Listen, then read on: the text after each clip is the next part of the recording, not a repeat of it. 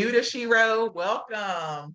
And to those of you who are returning S.H.E.R.O, part of the S.H.E.R.O family, welcome back. Like I said, today is Monday, so I'm so glad to bring you all another S.H.E.R.O spotlight. So for those of you who are new, I want to explain what that is before we get into it. So S.H.E.R.O spotlight basically is something that God had laid on my heart to create. So it actually happened during the pandemic when everybody was going through so much. It was a great need for mental health. So I started doing these Saturday Seeds where I just giving some words of wisdom to people to uplift them. And then it spiraled into the S.H.E.R.O spotlight. And so S.H.E.R.O, as you all know, is a female hero. Created an acronym that really helped me through my darkest moment when I was dealing with divorce. S stands for sacrificing for my child. H is healing from my past hurts. E is evolving into what God wants me to be. R is revealing my truth, and O is obtaining my goals and happiness. And by doing all those things, it put me in a place of peace. I'm thriving and surviving out here in these streets. And so I'm just really at a good place. And sometimes when we're going through adversities or our bad moments, we don't want people to know. Or sometimes we feel like we're going at it alone. But a lot of times there's somebody else who walked the same path or journey that you did. And so all of my S.H.E.R.Os have a different story or a different journey, but they're here to really give inspiration, because if you're going through something that they experienced, they're letting you know, hey, I have overcome it, and this is what I did to now be out here living out my goals and my happiness. So today I have with me a great colleague of mine, and now I'm calling her a friend and my unofficial mentor. So Juanita Rivera-Ortiz. So glad to have her here with me tonight. And so Juanita, share with the people who you are, give them a little information about you. Thank you, Alicia. I'm so honored to be here with you. I've heard about S.H.E.R.O. We've talked about S.H.E.R.O, but I never thought I was going to be a S.H.E.R.O. So I'm very, very excited to be here with you tonight. A little bit about me, for those of you who don't know me. I am a mom, mentor, and a master manifester. Anything I want, I know I can manifest, and I've done that successfully in my life. I'm the mom of 5, which like I think Alicia prepped in my intro, it's a blended family. So I have 2 biological children and 3 that I inherited lovingly, and some grandkids too. So I know people are like, you have grandkids? Well, yes, I do. And I'm a finance and marketing professional for the last 21 years. So I started in marketing, my professional. Well, actually, I started in finance at PwC. And then when I came to Blue Cross Blue Shield, I moved into the marketing and project manager space. And now I'm back in finance. And I'm also a 14-year owner of my own Scentsy business with a team of over 10 people who produced over $325,000 for Scentsy and sales. And we love it. That's my fun work. And I'm just loving life, pursuing, always getting better, and loving on the people in my life. Yes, for sure. So we're going to talk more about your business later on in our interview tonight. But of course, as usual, my S.H.E.R.O family, definitely, you know, if you're feeling something or you want to give Juanita some love or something really resonates to you, just put it in the chat, because we family here. Like I tell people all the time, it's just like when you in church, if something sounds good to you, say amen. So again, this is engaging. So we want you to feel a part of it as well. So how I like to do it, I like to break down my acronym. So the first one is sacrificing for my children. So my first question or thing for you, Juanita, is what is something you struggled to sacrifice but knew you had to or you needed to for your children? And now you could ask them that question and they might have a different answer. Right. But I think what's interesting about my life with my kids is that when I was a young girl, I never thought I'd be a mom. It was something that I thought I was just going to be this jet-setting professional, and maybe one day if I wanted kids, then I would settle down after I got everything done. And that's just not how life works all the time, right? You get what you're supposed to get. And so I thought what my career would be was one thing. And I think I hate to say sacrificed it for my kids, but I feel that I went a different trajectory with my life because of my children. So it feels like a sacrifice on the surface, but it really was a gift. And I think all these years later, I realized that my children were actually a directional. They were a signal for me to go this way instead of the way I thought was the way I was supposed to go. Oh, yes. I So, like so I wanted to just preface that because I sometimes say that. to my kids, I didn't think I would have kids. And sometimes when you say that to your kids, they think, well, then that means that I'm a burden. And it's not a Mhm, burden. It's just a different way of thinking about things. mhm. But I think just later in life, over the last few years, I've made a sacrifice, and it was a good sacrifice for my whole family, which was Right, moving and relocating my whole family to the South. I right. thought I would be born and die a New Yorker. And I think it was a big sacrifice for me as their mom, but also for them to leave that life and come here. But that sacrifice has been well worth it because ever since we came to the South, we've been thriving as a family. So I think Right, that sacrifice is sometimes a tricky word. I right, like to think of it as this natural law that says we must be willing to give up things of a lower nature to receive right. something of a higher nature. Nature, And so right, even though it seems like a sacrifice, you're actually being blessed with the thing that God intended for you. right. I love that. And by the way, welcome to the South, honey. I love it. Thank you. And that is really interesting because I too really didn't think about motherhood a whole lot. Yeah, I was thinking, oh, maybe one day or whatever, but I never was the one. I had sisters who said, oh, I want to have 3 kids, 4 kids. That was never something I talked about. I was more so career driven and things of that nature. So you're right. God will direct your Mm-hmm. path and where he Mm-hmm. wants you to go. And so my daughter is truly a blessing. As you said, it's a gift. Now let's switch over to heal from my past hurts. A setback or a family tragedy propelled you on your journey to learn more about finances because you are a finance manager, as I put in your bio. So please share Mm-hmm. your journey to learning more about finances. So this journey is a long journey. And I think Uh, most of us will agree it's a lifelong journey, unless you're just financially and legacy independent, right? right, right, So we're always working on that. But I think one of the most significant tragedies in my life was when I was just getting started in my career. My family's home was burnt to the ground. They lost everything in this fire. And in my mind, I just never fathomed something like that happening. But when it happened, they didn't have insurance on their property. And so obviously they had to start from the beginning all over again. And I think that understanding insurance, whether it be homeowners insurance, health insurance, all of that is hedging your financial responsibility in time of tragedy, right? right, So if you understand that about what that is, it helps you to prepare. And we want to always prepare for things we don't expect because obviously we don't expect them. right, Right. So that really made me think. Like I remember saying to my parents all the time, you have to get insurance, you have to get insurance. But when you have things confronting you that are more urgent, you don't think about what's going to happen in the future because you want to deal with the present. But having that security can change everything. You don't realize how much stress is on you when you don't have financial independence. right, When you do have it, it's the most empowering feeling because now you're not worried about that particular thing taking away your freedom. right, right. Many things Absolutely. can take away your freedom, your physical health, your mental Right. health, but your financial health can absolutely take away your freedom. And Mhm. so I think that made me realize I need to be more focused on this. And when that happened, I started, and this is why I say I'm a master manifester. I started writing my goals down every night. I would repeat my goals, whether they were financial, physical, whatever. And that Right, has actually been the key to my success with everything in life. If I want it, I write it down and I write it all the time. right. People think that's not really effective. Maybe it hasn't It's worked for true. them. But if you do it, it will work. And Right, so that's what I did. And whenever I feel like I'm off kilter with something in my life, with balance, I can always trace it back to the fact that I haven't either been journaling about it, I haven't been meditating or praying about it. There's something I haven't been giving it attention to because what we give attention to is what we get back. What that's we so focus true. on is what we get. So Right, having that financial independence um, is something that just gives you another element of freedom that is something you can't replace. right.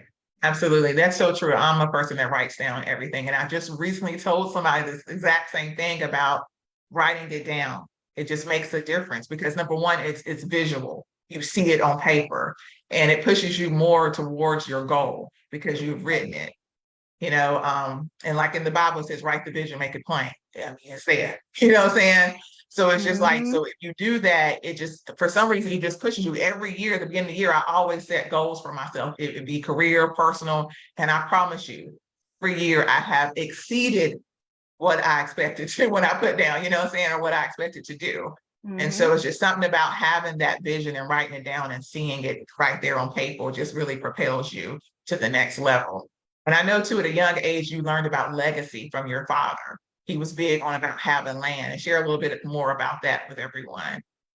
Yeah, so this is kind of an interesting story, but I was born in Yonkers, New York, if you know anything about New York State, it's like at the very southern tip of the state. And we had a home in Yonkers that overlooked the Hudson River, and I loved it. I was like very happy in that home, very happy in my community. And then one day my dad said, I want a farm. So we're going to move up north. And it was like not a conversation. It was an executive decision. This is what's going to happen. Right. But what's interesting about where he bought the farm Uh-huh. is at the polar opposite end of the state, up by Canada. So if you were to go up to New York State, the tippy top across from Canada, that would be where we landed, which is completely, another world from where we came from.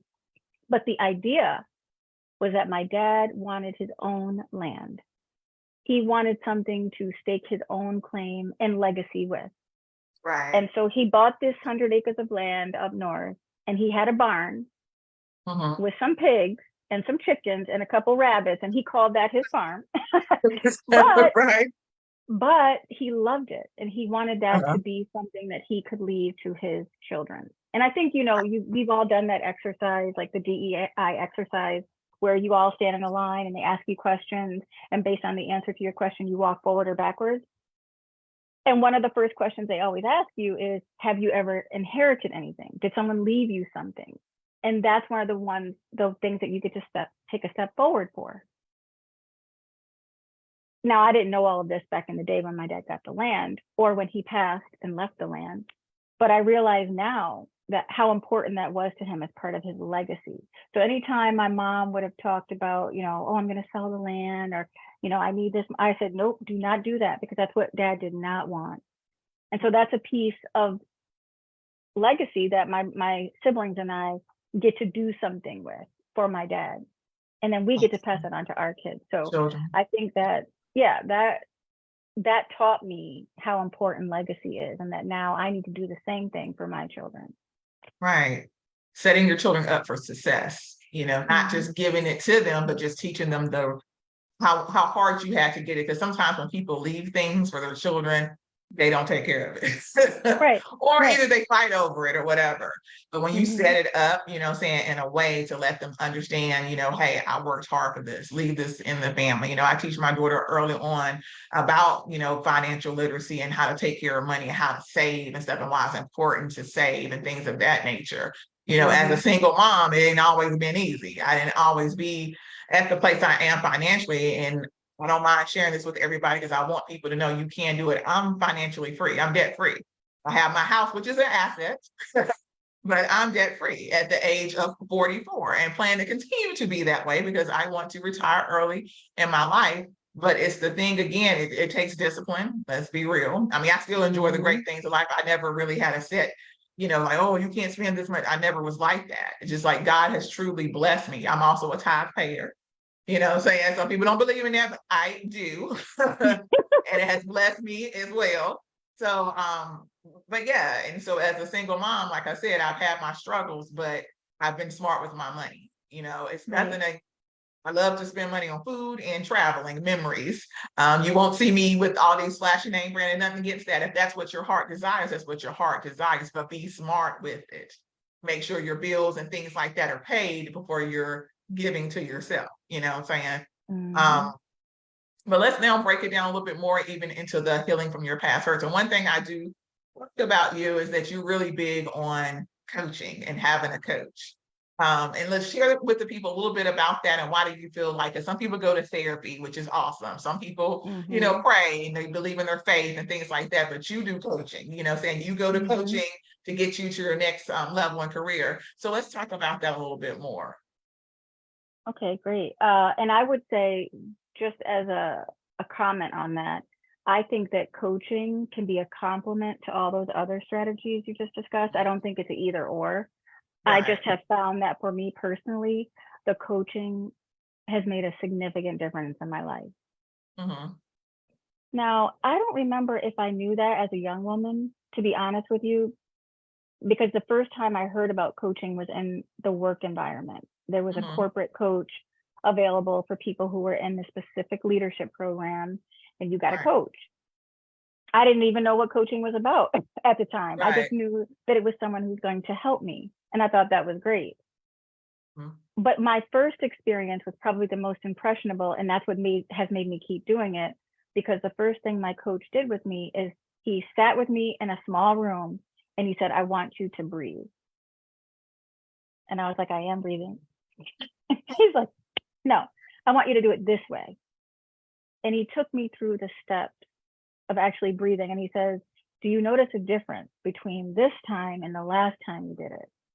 And just taking me through that exercise, I realized that what he was doing with me was energetic work, meaning it wasn't psychological work, it wasn't financial work, it wasn't process work. He was trying to get me to understand how my energy works and how I receive energy from other people. And that process revealed a lot about myself. Now, I don't know if that was the ultimate in what he said to me, because a lot of what he revealed in that conversation actually ended up being more trauma triggers and imposter syndrome symptoms. And that's what it revealed in me, but we didn't call it that back then. And I felt like I discovered a lot about myself. So then I turned to an online coach who actually taught me the practice I said to you about writing things down. And she talked about the scientific connection between understanding and thinking something and making it matter, like actually writing it down and putting it in the physical form. But then I happened to just meet a Toastmaster, because I didn't mention this yet, but I've been a Toastmaster for many years, 17 years. And one of the members of a club I was visiting was a coach. And she called it Sacred Success Strategy, was the name of her coaching approach. And I thought, oh, that sounds so good. Right. And I worked with her, and she, again, revealed things about me that I didn't see. Right. And I think that's bottom line why I like coaching, because you're sharing with someone how you feel about a thing, how you think about a thing, and they're reflecting back to you an independent and supportive response. Right. Kind of like what we do at Toastmasters, right? But Right. on an interpersonal level and on an energy level. Right. And I just think that that's the key, is that when we can't see things about ourselves that are causing us harm, we will repeat them. We need something to come into our sphere and our cycle of life and say, oops, that's not right. And many times we get those signals anyway, we just ignore them. But having a physical person say to you who's trained in this and they know, and they say, you're saying this, but I'm hearing this. What do you think about that? Has been incredible, because every time I meet with my coach, I learn something new about myself. In fact, talking about imposter syndrome, I just never even thought that was an issue. I'm like, I don't have imposter syndrome. That's like for other people. But working with my coaches, I've realized that the symptoms of imposter syndrome are things that I've displayed for decades and just didn't know what to call it. Right. And share with the people a little bit more about imposter syndrome for those who don't know what that is. So I feel like this is a controversial topic, because some people don't believe imposter syndrome even exists. But we know, especially you and I, Alicia, that imposter syndrome is something that causes us to place doubt on ourselves, that we're showing up at a place as something other than our true selves, and someone's going to find out, and then we're going to be crushed. Like, that's the simplest way for me to say it. Right. But when you're a confident person and when you're a successful person, you wouldn't think that that's an issue. right? You're just thinking, I'm just showing Right. up the way I am. But there are things in our spirit that prevent us from doing the next thing. And I always say, like for me, I always thought I was doing great. But I've known in my heart that there was something I should have been doing next level and I wasn't doing it. And that imposter syndrome is many times the thing that keeps us from moving to the next level. Even though we think we're confident about it, there's a little voice in our mind saying, oh, we're not ready for that. Oh, they'll never give me that job. Oops, I can't make that much money. Oh, I'll never have a healthy relationship like she does. Like those types of things creep into our psyche. And it's almost like they're putting chains on us. Right. We're shackling ourselves by that self-talk. Right. Yeah. Right. It's definitely like self-doubt. And it wants to keep you paralyzed, basically. And I've experienced it. I mean, like you said, I know you have as well. And you second guess yourself. And then you have to, and now I'm at a place that I boost myself up. You know, even when those thoughts try to come, I'm like, I did this, because you have to remember your accomplishments. I tell my clients all the time, because they remember all the things negative or what they don't have or what they're not at in their career, whatever. But it's like, look at what you have done. And that's the problem too. Sometimes too, when we make it somewhere too, we don't embrace the moment. We're like on to the next, because everybody's go, go, go all the time, instead of saying, oh my gosh, I just accomplished this. This is so amazing. And enjoy that moment. Instead, you're like pushing it down, moving on to the next, but forgetting about that. And so you have to remind people all the time, look what you have done. Look at where you are. Because if you look at yourself from 2 years ago, I'm sure you're further than where you were. Now, if you're not, then definitely we got some work to do. But most of the time, people are, and they're just not giving themselves credit. But that imposter syndrome is something real. And so we have to now recognize that it has a name. And we don't want that to impede your growth, basically. Can I just say one more thing before you move Sure. on? I was going to say, when you were talking, it just prompted this in me. We take pride almost in demonstrating imposter syndrome symptoms. This whole idea that Black women are so strong and independent and we can do it all, that in itself is a self-limiting thing, because what happens is if you don't do it all, if you don't feel strong, then you somehow think that you're not who you are. When in fact, those are just things we do to live. Those are things we do to live, and we are not what we do. We are who we are.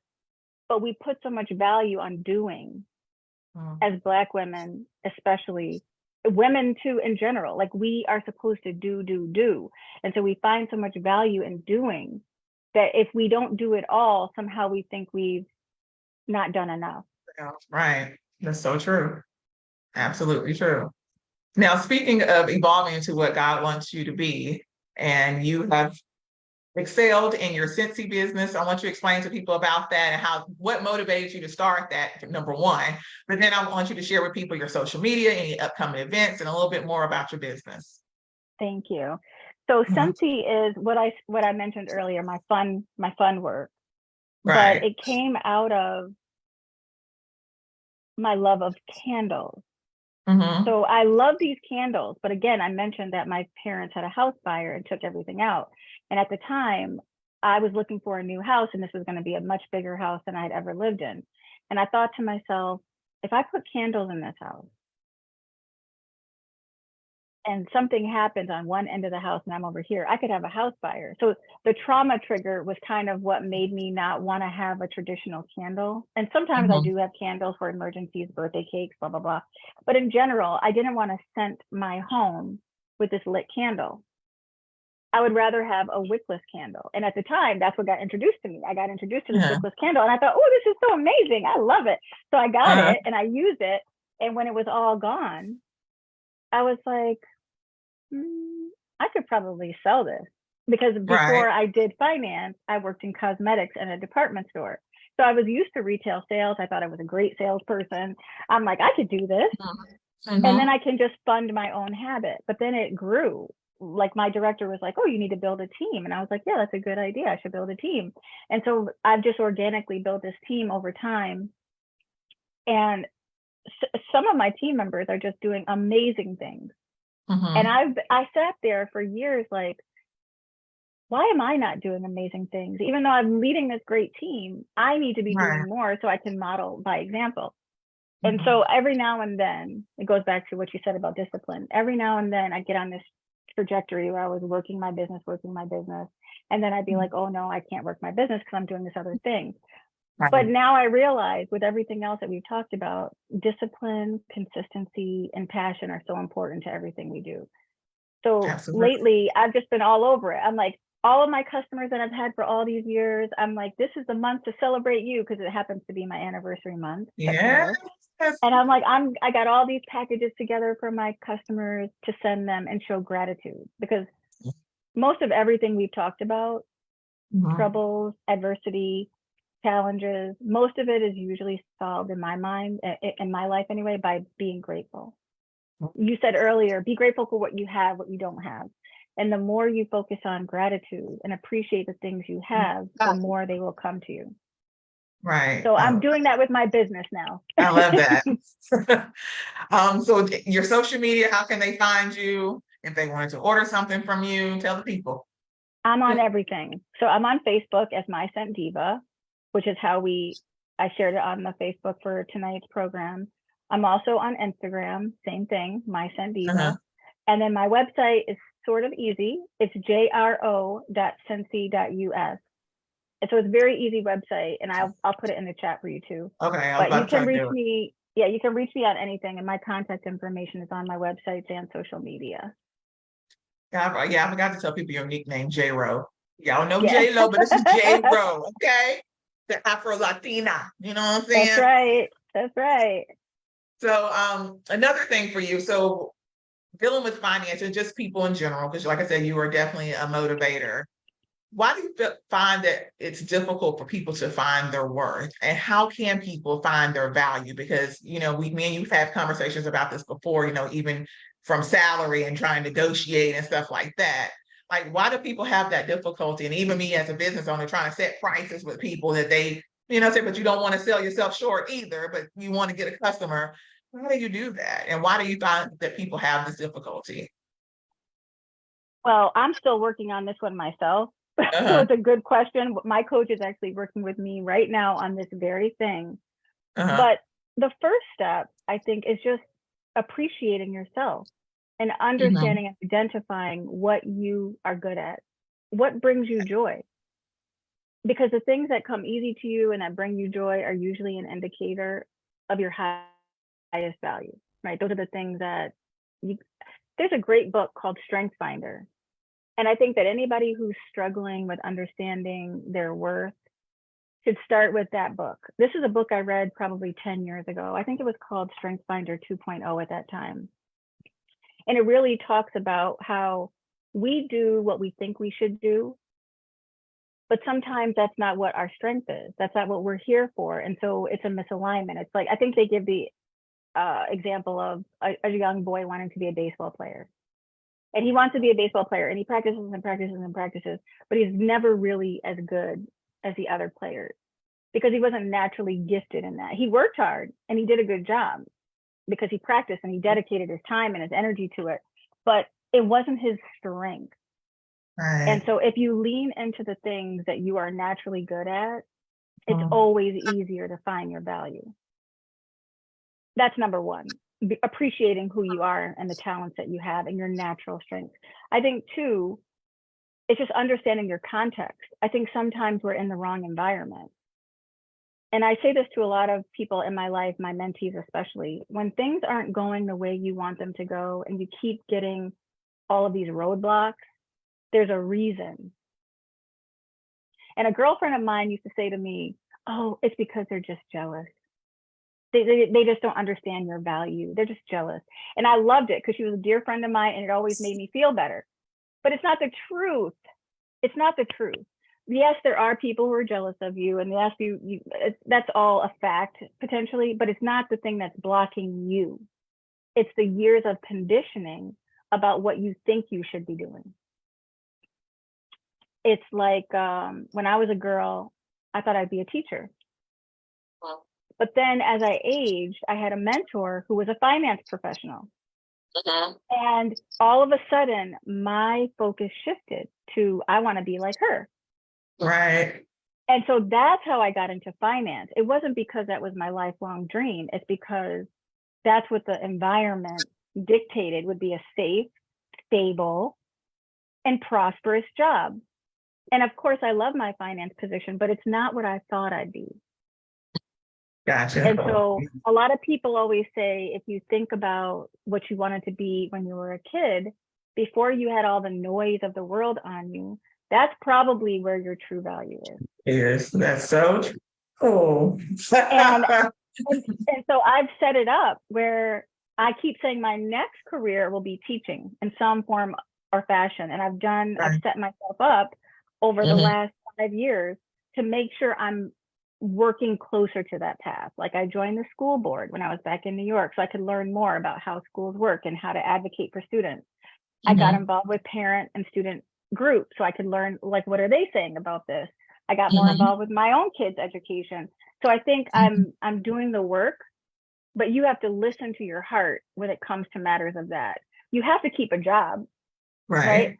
But you have Right. to also realize that you've been conditioned over time to do what other people want you to do, which I think is Right. hard to accept that sometimes. Like you just keep a job because you have your kids to feed or you have your house to pay for, or your parents to take care of.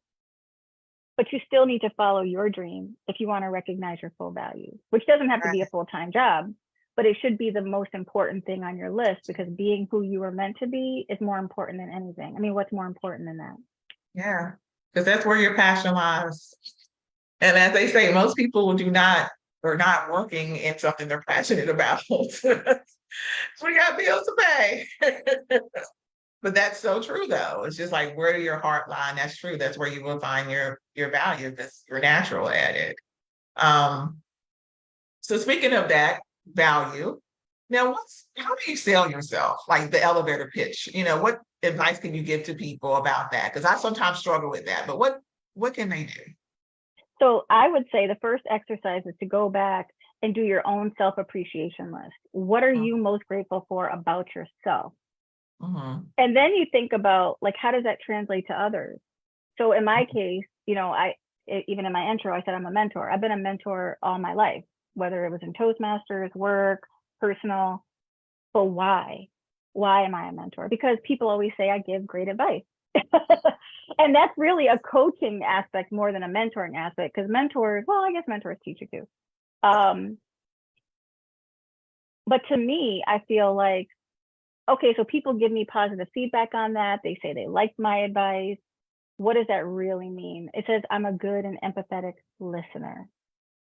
So I always sell that I'm a great listener because most people find that the troubles they have are because people don't listen to them, Listen, yeah. right? So I always sell that I'm an empathetic listener, and I work on that. Like that's one of my daily affirmations. I am empathetic because it's something I've been told in the past I'm not. They're like, oh, you're Mhm. cold, this or that. Not my mentees, but other people.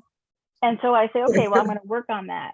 And you keep working on the things that are great about you. And then you use that as you enter relationships because you know that they will experience that with you. But if you sell yourself elevator pitch on what you think people want to hear, and that's not really who you are, it will Are. fall flat because they will Mhm. find out eventually that that's not really who you are. So you want to start with what's most authentic to you and what you enjoy and what you've gotten compliments on and use that to lead, translating it to something that other people care about. Right. Does that make sense? Yes, absolutely. Okay. You're so right.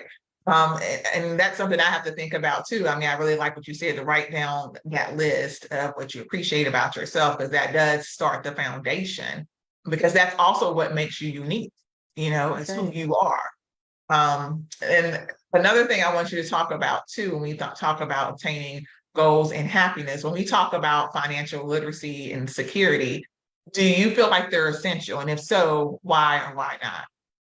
They're Or not? definitely essential Mhm. because money is matter and matter has energy. And where your money goes is where your energy goes, right?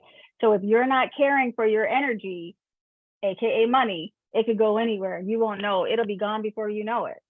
They always Right. say that it's not how much money you make, it's what you spend your money on. So I think that financial independence is excessively important because it says I don't have to fear that my freedom will be taken away because of my management of money. However, you also have to have financial literacy because if you don't, you won't know how to do that. Right? So they go hand in hand. I don't think one is more important than the other. I think you have to have both of them, but they give you a sense of empowerment that is hard to replace with anything else because everything that we do costs money. Right. So that not having that security, it causes anxiety, stress, depression, and it eats away at your other factors of health. They're all related. And so I think that that's where we have to begin. And I think if people are struggling with it, I think the best thing to do is to start with a budget. It's like, I think people think like a budget is like a corny thing, or I don't need a budget. I don't have enough money to budget. But you'll always need a budget because if you don't, you don't know where your money's going. Right. Right. And you have to look at how much money is coming in and then set your budget on, okay, I'm getting this much in and let me see, saying, well, I got to cover these bills, what's your expenses and stuff, because then you may find that you need to cut back on some things. Right. And then how much do you want to save? What's your goal for that?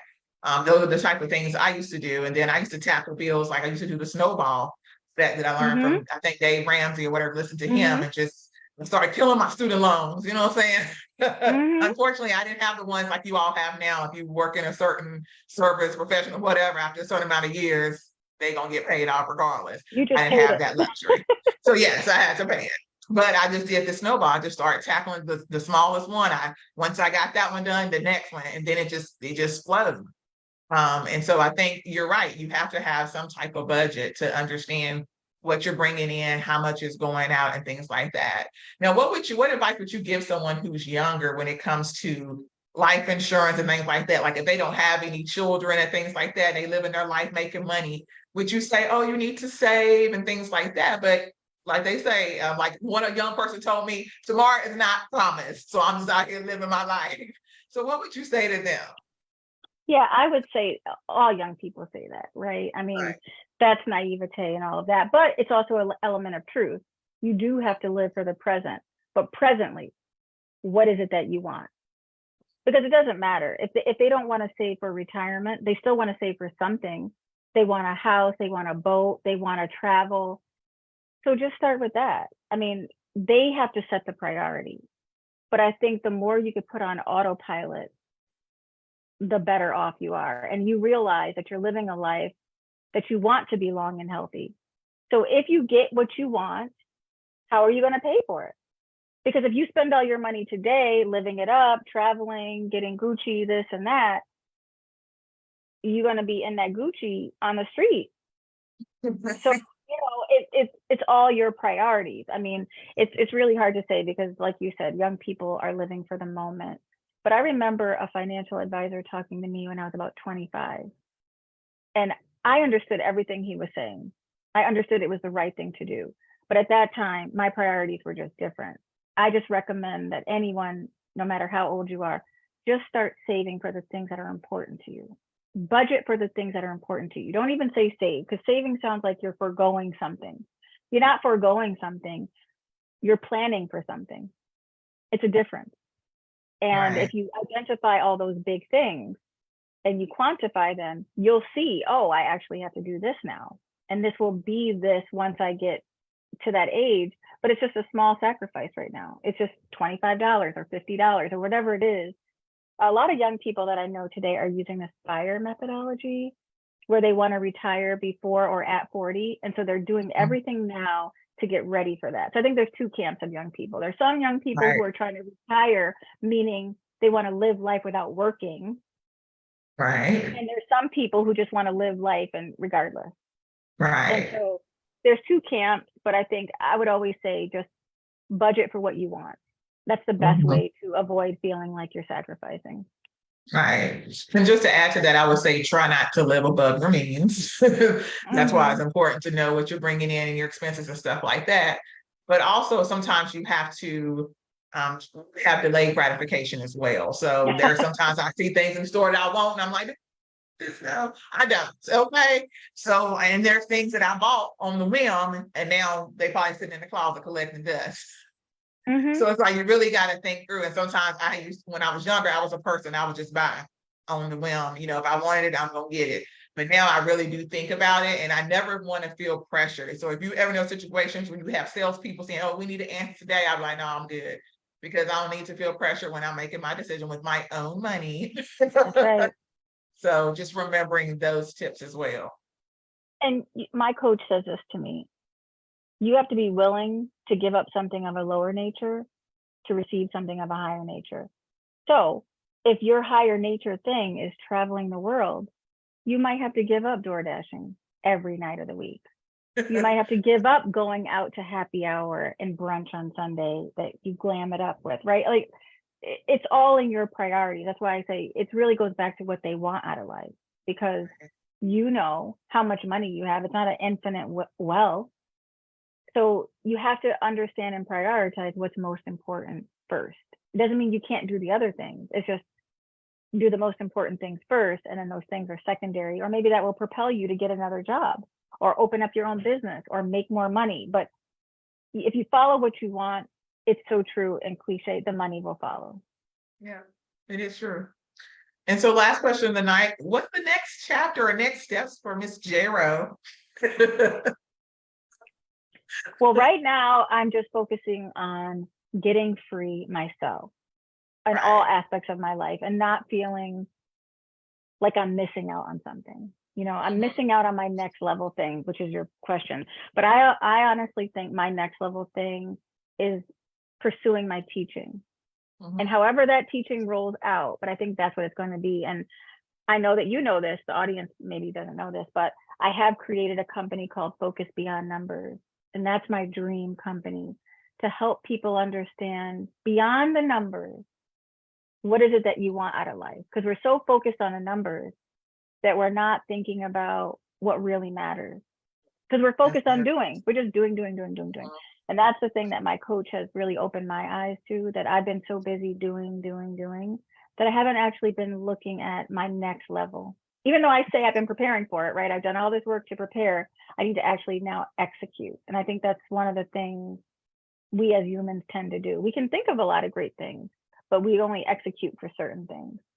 And so I think it's a blend of teaching, business consulting, and working with women. I'm still fleshing it all together, but with my Focus Beyond Numbers, I've had 2 clients, and those are family members, but at least it's giving me the practice, Practice that you need, exactly. what people actually need out of a business consultant or a business strategist in this world. Because when I was also younger, I would run into all these small business owners who were really good at what they did, but they didn't understand the business side of it. And one of the lessons I learned when I studied to get my MBA was that if your business is not growing, it will not live. You have to be growing. So some people will say, I don't want to grow. I just want to be a small business. I want my 10 clients and that's it.